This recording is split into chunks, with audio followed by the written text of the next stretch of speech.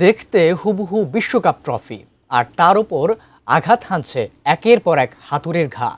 কোটি মানুষের স্বপ্নের এই ট্রফিকে কেন এমন পিটিয়ে টুকরো করা হলো? আর এর পেছনে কি কোনো বড় ধরনের অপরাধ, নাকি নিছকই উদ্দেশ্য প্রণোদিতভাবে ভাঙা হলো এই ট্রফি? কোথায়, কেন এভাবে বিশ্বকাপের ট্রফি ভাঙা হলো? বিস্তারিত জানাচ্ছেন বদিউজ্জামান মিলন। কানাডার টরন্টোতে কসমিক চার্লস নামের একটি গাজার দোকানে ঘটেছে অদ্ভুত এক ঘটনা। বিশ্বকাপের ট্রফির আদলে তৈরি বং বা মারিজুয়ানা সেবনের ডিভাইস প্রদর্শন করে ওই দোকান মালিক। ফিফা এর আইনি নোটিশ দেয় দোকান মালিককে।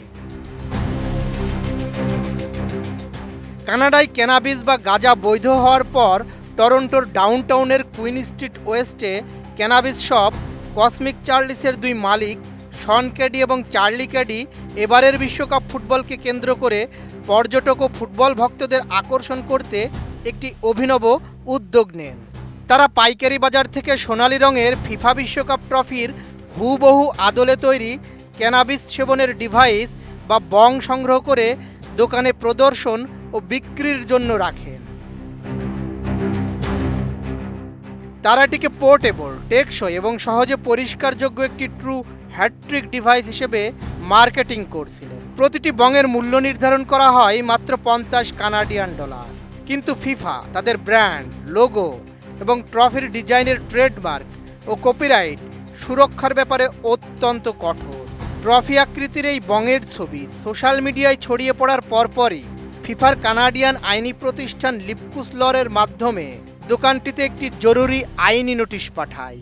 নোটিশে ফিফা স্পষ্ট জানায় যে এটি তাদের অফিসিয়াল ট্রেডমার্কের গুরুতর লঙ্ঘন। শুধু পণ্যটি সরালেই হবে না, ফিফার আইনজীবীরা দোকানটির কাছে 8টি সুনির্দিষ্ট দাবি জানান, যার মধ্যে ছিল এই বং বিক্রি করে কত লাভ হয়েছে তার হিসাব দেওয়া, সব রসিদ ও মার্কেটিং উপাদান জমা দেওয়া, তারা কোথা থেকে এই পণ্য পাইকারি কিনেছে সেই তথ্য সরবরাহ করা।